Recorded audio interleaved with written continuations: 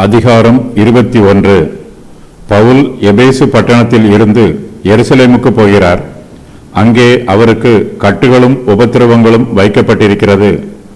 கர்த்தருக்காக பவுல் வல்லமையாக ஊழியம் செய்கிறார். ஆனாலும் பவுலை சிறைச்சாலையில் அடைக்கிறார்கள்.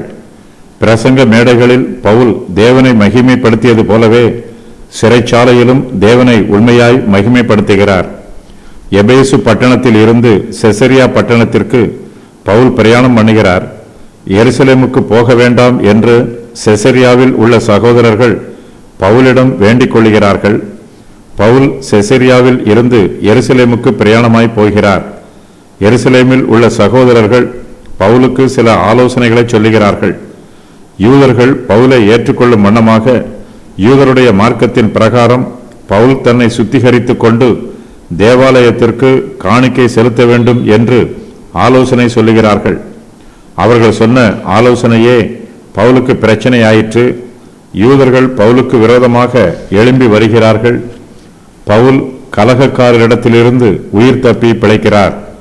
யூத ஜனங்களிடம் பேசுவதற்கு பவுலுக்கு வாய்ப்பு கிடைக்கிறது.